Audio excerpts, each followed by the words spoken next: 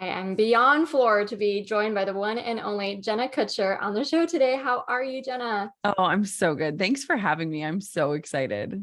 I am so excited. And, we're celebrating the release of your book, How Are You Really? One of the best books I've read this year. It was Oh, just so touching how much growth and evolution and really embodying your purpose you fit in this book with sharing your stories. And I just want to get right into it. One of yeah. my favorite chapters was about this idea that we feel like we don't have permission to change, right? Yes. And, especially in my community, women go from changing their relationships with alcohol. And often the hardest part of that isn't actually not drinking anymore. Yeah, It's embodying this new identity in public, absolutely. right? And you have this line in your book, I just want to read real quick. Yeah. And most of the time we say this as it's a bad thing, as if the goal is for us to all forever stay as we once were with our own enduring interests and desires and safe bets, cryogenically frozen in time for the convenience of everyone around us. So Hmm. can you unpack that idea for me, especially this idea that we're supposed to stay the same to make someone else feel more comfortable? Yeah. Oh, I love that. I love that line too, because it's really interesting. And that chapter kicks off with talking about how we used to sign yearbooks and we would say like, never change. And I think there's this underlying current where it's like, if you change, well, we still have things in common. If you change, well, you still like me. If you change, well, we still be friends. And I think that so much of our resistance to change is with the convenience of other people or with the criticism of other people. That's what we worry about the most. In my life, a lot of my change has just been centered around these identities within entrepreneurship, but this applies literally across the board with your audience. When people change their mind about motherhood or fatherhood, when they change their mind about if they want to leave their career or change careers, there's so many different things. And I had this incredible expert on my podcast, the Gold Digger podcast, Dr. Maya Shanker, and she talked about this idea of identity foreclosure, which means like we as human beings have this tendency to hold on to past identities or things that no longer serve us, that no longer fit us. And she gave the example that I smiled at because it was like when you hold on to a pair of jeans that once fit you in high school, because you remember, that stage of your life or that emotional connection, or when you finish a degree, even though you know it's not the right path because you look at like, oh, the time I've lost. And I think for a lot of us, when we are on the cusp of a change, we worry more about like how people will feel about that change than how it will like be for ourselves to move into it. And it's been really interesting because I was listening to this meditation the other day, and this might help people. And the person who was guiding it said this line, and I was like, oh, I want everyone to know this. And he just said, like, clothe yourself with the identity of someone who believes that X, Y, or Z, right? Clothe yourself with the identity. Literally, like, imagine yourself like protecting yourself, your heart, your soul with this belief that like this change is meant for you. It's made for you. It's custom fit for you, and you move through life differently that way. And so much of our resistance to change isn't necessarily not our desire to change, but it's what are people going to do? How are they going to think about it? And how is this going to inconvenience them? And I think that as humans, when we show our change and when we invite people into our transformation, we are simultaneously giving them permission to not stay stagnant, to not stay stuck. And so I think it's just this flip of the script. It's this beautiful idea of like, me changing shows that change is possible. And even if somebody doesn't want to change in the way that I am, me showing that I'm changing gives them permission to do the same. Yeah, I love that answer and just this permission, this idea that like we can all evolve. And in fact, that might be even the point of our time on Yes, this planet is to evolve 100%. in that way. And I love how Yes. you brought in Dr. Maya because, sometimes I think it was from Tony Robbins I heard this, but Yeah. when did we decide our identities? Like, Yeah. were we 18? Were we 25? And that's just what we're married to forever? Seems Yes. crazy. Yes, 100%. And it's, I've kind of come to this idea. I think it's Rupi Kaur that says like come home to yourself every day. It's almost like meeting, like I will never be this version of me again. I want to sit with her for a while. And I love that line that she says, because I'm like, it's so true. Like I am different every single day. And our identities are not meant to just be this one thing that we choose and live out for the rest of our lives. If we are a human being that is open to growing and evolving and learning and stretching, then it should be exciting that we get to change. Like change excites me for real. I love that. I think, for women in the community, ditching alcohol has come with a lot of historical stereotypes. It comes with this like, oh, what if people think I'm judging them or they don't want to invite me out anymore? And I always say that, like, this is going to be a huge lesson in courage, Yeah. right? And wearing your new identity. It's going to be a lesson in stopping people pleasing. It's going to be a Yes. lesson in letting go of what other people think of you. And while it's in this little microcosm of like, okay, this is about alcohol, Yeah. it's literally spilling over into Everywhere. so many other lessons for you.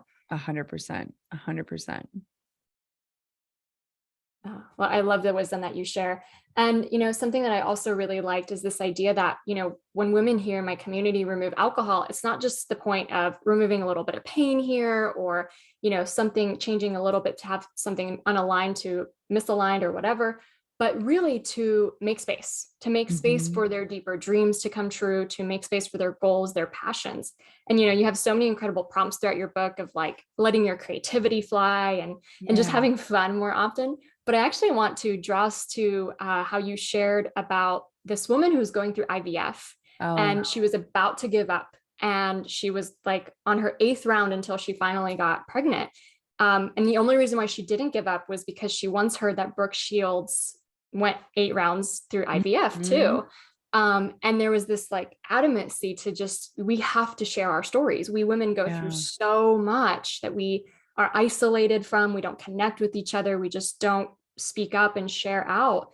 I think I have a lot of women in my community who have this desire, have this passion to start living out this dream, but have no idea where to start. So can you talk about a little about the importance of really sharing your story, building a legacy for yourself, whatever that is, Yeah. even if it's like a baking business, but like Yes. why is that so important? And how would someone get started?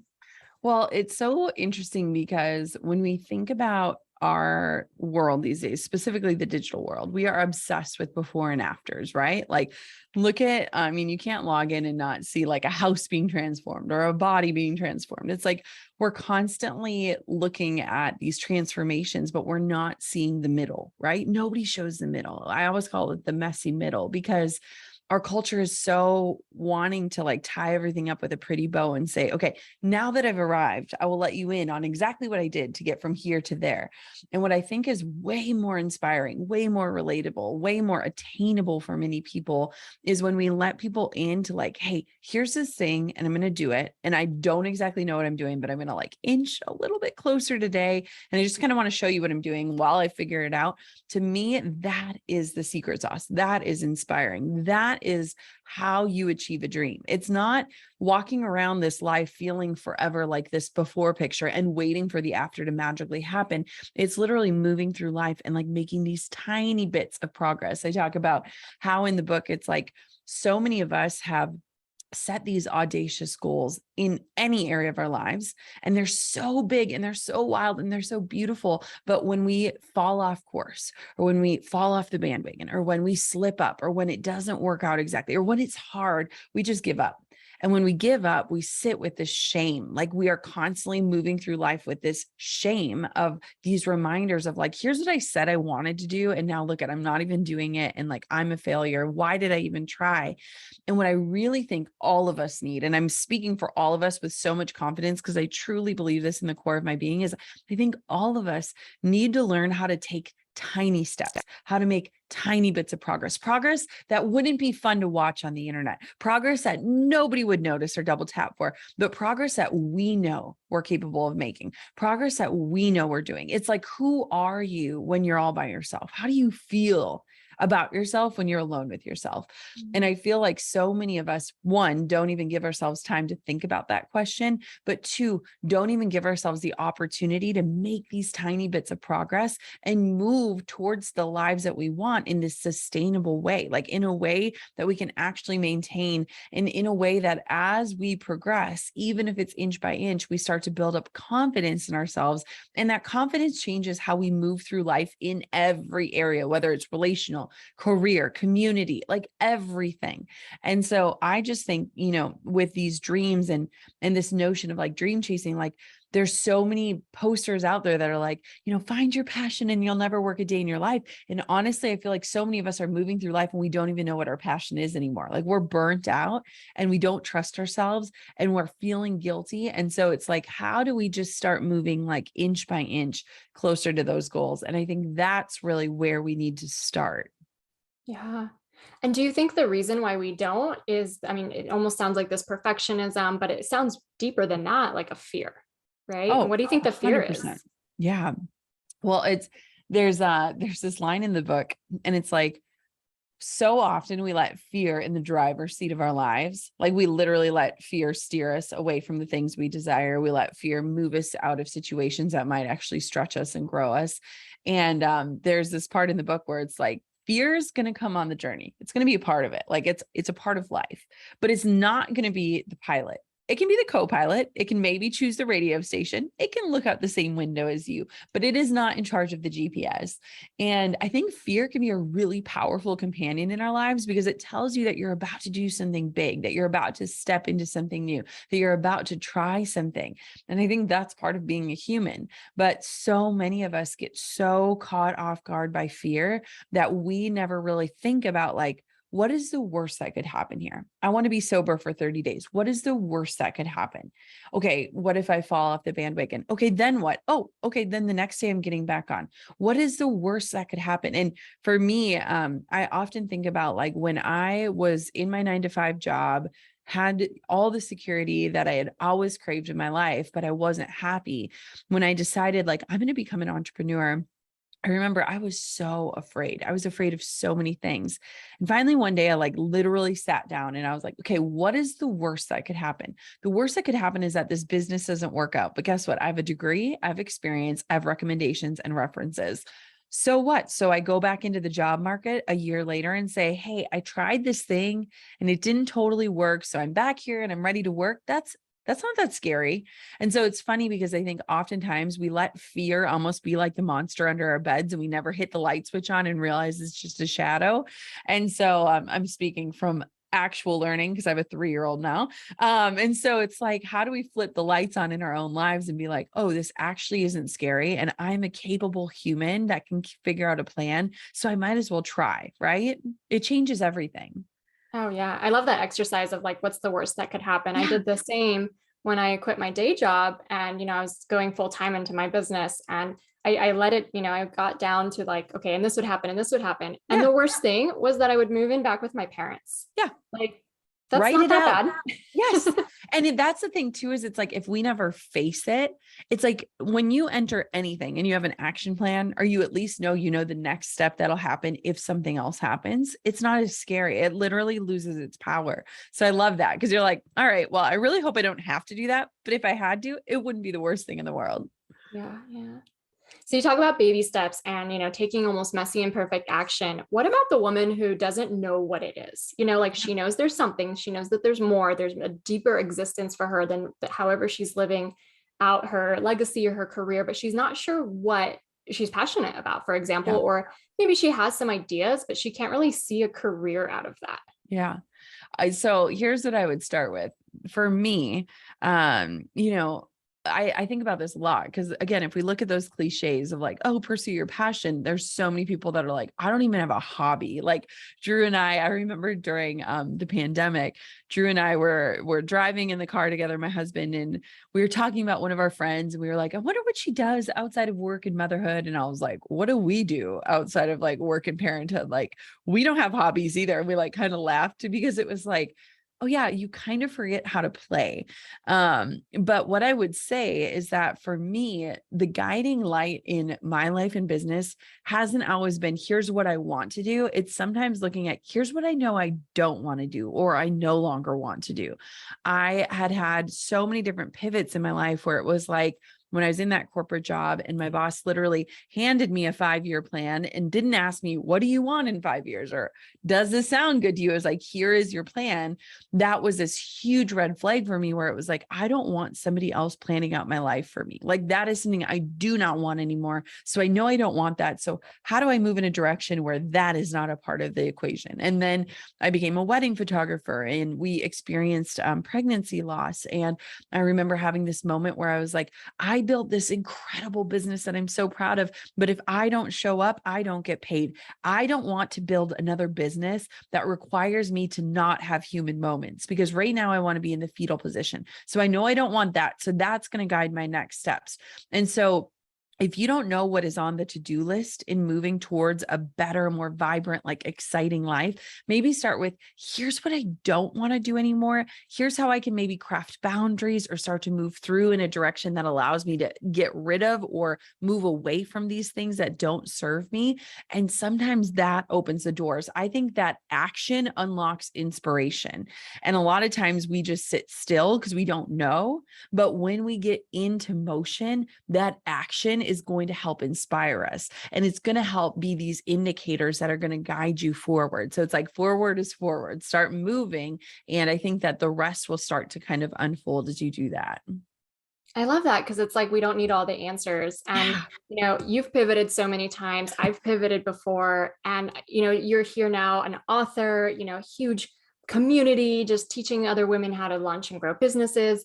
But you probably wouldn't have gotten there if you never took the leap into being a photographer full time, you know? Absolutely. And so even though that's not the end all be all, and who knows what your end all be all is even, Yeah. right? You have so much room to grow and evolve. If you never took that step, you wouldn't have gotten here. And I think we get so Yes. stuck into thinking the next step has to be the purpose. It has to be the thing. And if it's not, it won't work out. But maybe Yes. we're meant to be Yes. guided on these little journeys of delving deeper into our passions, trying something out. And we have no idea how 5 years, 10 years it actually will get us to where we were always meant to go. Amen. And it's so funny. I was recently with someone who's in college, and gosh, did that make me feel old. But I remember like asking her, like, do you know what you want to do when you get out of college? And she was like, I don't know what I want to be when I grow up. And I was like, you know what? Same. And I was like, I don't think we will ever arrive, but I think if we're not awake to like our life, like I always just think back of like the way we spend our days is the way we spend our lives. And so many people aren't awake to that fact. Like if somebody is listening to this right now and they're listening to our conversation and they haven't thought about like the way that they're moving through today, the way that they are showing up, the things that are on their calendar, this is a part of your life. This is a part of your legacy. The day you are in matters. And so it's like we are often like waiting, or we're like putting these finish lines so far out of reach so that we will never arrive. And it's like, no, no, no, no, no. You don't have to know what you want to be when you grow up, but how do you want to be today? And then Mhm. tomorrow and the day after that. And that's where it's like, if we think about all the topics we've talked about, it's like, that's where change comes into play. That's where evolution comes into play. That's where transformation comes into play. That's where we invite messy middles in. That's where we really lose this generation of like, I'm going to put out my life and it's going to look really good, but it's going to feel like crap. And that's where we start to focus on like, how do I want today to feel? How do I want to feel today? How do I want me to move through my day? Because literally when we add up all these days, that's it. This is our life and we're living it and we're awake to it. And that's what I want more people to be, is wake up to the life that you're living right now. Yeah. You talk a lot about time, and obviously as a mama of two and just so much going on in your life, like recognizing that time is sometimes your biggest currency than anything else, even money. And you have a chapter on, how to invest in yourself and how Yeah. to really recognize that we don't get our time back. We don't get these days back. We can't just wait every single day for some big change to happen. This is our life today. And that, whether you're Beyonce or you or me or someone listening, like we all have the same time. We aren't escaping like our lifespans and how much we were granted on this planet. Yeah. So how has that evolution or that relationship with time, money, investing into yourself, how has that kind of brought to you where you are today? Yeah.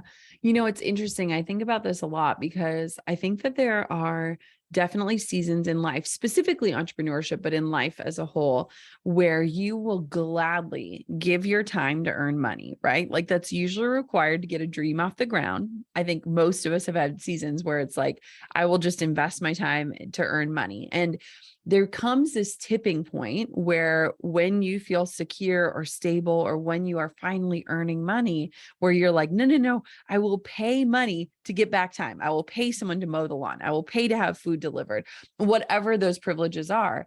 And it's like this tipping point, and it never is in balance, and it's never meant to be in balance of what you're valuing more of. But for me, what was so interesting is when we went through our season of loss, where we lost 2 pregnancies in 2 years, I really recognized that like I can control and go out and earn more money. I trust myself to be able to do that, but I cannot get back time.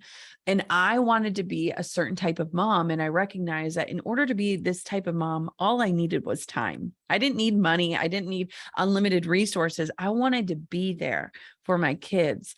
And so many of us are in this pursuit of money that we forget, like we can earn money. Money is just this mode of exchange. It's this means of moving through life and exchanging, but we can't get back our time. We can't go and earn more time. If you ask anybody at the end of their life what they want more of, not a single person is going to say money. They're going to say time. And so it's like, what is that wake up call that wakes us up to like our lives today? And for me, it's like not just time and money, it's also energy. Like, how do I feel about the work I'm doing? If I want to be an exceptional mom and I also want to have a career and have these ambitions, I have to be energized in order to make it through all of those things, right? Like I was up at 5 a.m. We did yoga as a family. We had breakfast as a family. Then I go into work. Then I go back home. And it's like, how do you do that? And so I just want more people to almost do like an inventory. Like after you're done listening to this, I want for you to like just take a minute to be with yourself and think, how am I energetically feeling? Like it's almost like when your Apple Watch goes off and it's like, reminder, breathe. And you're like, oh yeah, like I haven't taken a deep breath. Like, you know what I mean? Like I'm breathing, but I'm not really here. I think so many people, I was just talking to a close friend of mine who's a very successful entrepreneur. And he's like, you know, I look back at my kids' lives and like I was there, but I wasn't there. And I think that's most of us moving through life. It's like we're here, but we're not really like in our bodies. We're not really in our lives. And I think when we start to treat time as our currency, it shifts everything. And truthfully, every single time in my life where I have made a shift of like, I want more blank space, I need more margin, I need more rest, I need more time, I've honestly ended up making more money, not as the goal, but because I'm finally creative again and I'm free and I'm energetically aligned and I'm excited again. And so it's almost counterintuitive to this hustle culture that we've been in. But I truly do believe that when you treat time as your currency, everything transforms. Yeah. I love how there is an element that you said earlier about trust, and that like you had to trust not only that you could earn more money, but also some kind of universal trust. Like Yeah. I will be taken care of. Yeah. Abundance will come to me. I have to be able to let go of the tightness of the control I'm feeling and just lean into this faith a little bit more. And I think Yes. oftentimes we talk about faith in a very just like the religious sense, only in Yeah. that matter, and that Yeah. it really is a word, I think, that really applies to so much more in your life, like having faith that you'll be taken care of, having faith in yourself. That's huge. Yes. Self-trust, Yes. and if you know that like a process or a person or a program or whatever it is that you're thinking of investing in, if you believe that works, if you believe in the thing, but you're locked because you don't think it'll, to look deeper into that, is there an element of trust that I don't have within myself or within just being taken care of? Yeah. And I love the Bible quote about just like every little petal, every little leaf is being taken care of. Why wouldn't we be? And Yes. it takes often reminders. I'm always reminded of this lesson because our Amen. brains love to worry. Yes. But thank you, Jenna, so much for sharing that. I obviously want to be Yeah. super respectful of your time. Such an amazing book, and we'll obviously have in the show notes where people can find you, where they can find the book. Yeah. And is there anything else that you'd like to finish with, just to share what women would love to just hear from you, what's just really on your mind as you're going through this book launch? Yeah. Just any parting words of inspiration? Yeah. When I think about your audience specifically and the work that you do and the way that you inspire, I think so much of it is that we have to keep coming back to ourselves and checking in with ourselves. How am I really? And getting super honest. Like, where in my life am I faking it? Where in my life am I feeling unhappy? Where in my life do I know things are good, but they don't feel good? And I just want to invite, this isn't, a book to be more like Jenna. It's not, this self-help book in the sense of like, here, just think your way to being happy. It's really this invitation to come back home to yourself and what your truth is, and to build a practice into your life that allows you to check in with yourself and to trust your responses and to trust your ability to be still with what is true for you today. And so I'm so excited for it to get into the world. I'm so excited to be here with you. Thank you for having me on your show. And I'm just so excited to share this belief and this way of moving through life, because it doesn't just look good, it feels good. And I want more people to experience that. Yeah, it is such an ultimate guide back to your intuition. And thank you for writing it. I know you were hesitant for a Yes. while about writing a book, Yes. but it's like the I Brooke Shields changed. all over. Look at me. Oh, thank you so much for having me.